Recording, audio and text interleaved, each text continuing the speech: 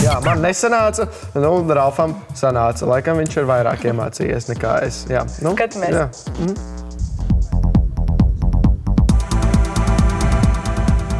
Kas šī ir par ierīci? Nu, tā ir ledusrakta monotipa klase, 15 kvadrātmetri būras laukums.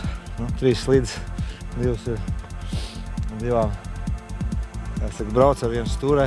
Kā sauc šo sporta veidu? Nu, tā ir ledus burāšana. Vai nav bail, ka pieņemsim braucot vai vizinot kādus draugus varat pēkšņi ielūst ūdenī?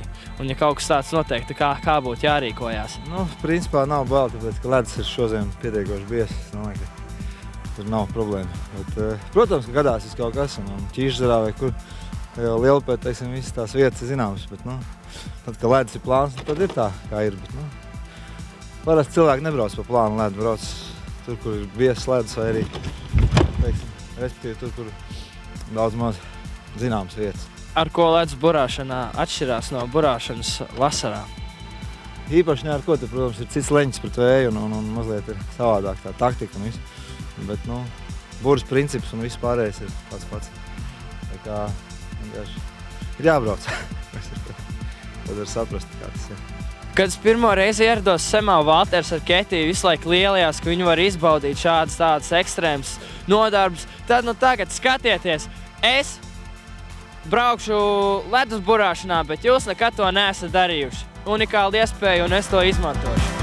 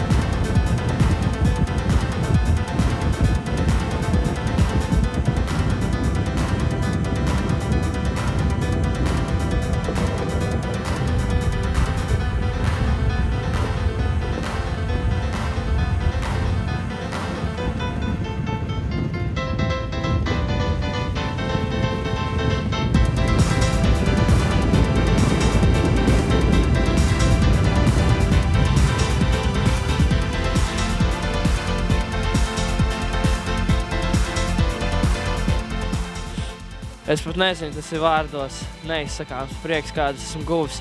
Es nezinu, kas ir foršāk, tas, ka Valters ar Ketiju to nav darījis nekad, vai arī tas, ka es tādā ātrumā braucu. Nebija tik ļoti augsts, bet tas ātrums tiešām bija ļoti patīkams. Visiem ekstrēmā sporta cienītājiem ieteiktu kādreiz pamēģināt ledus burāšanu, jo tas, ticiet man, ir tā vērts. Adrenalīna deva tiešām tik ļoti labi iegūt.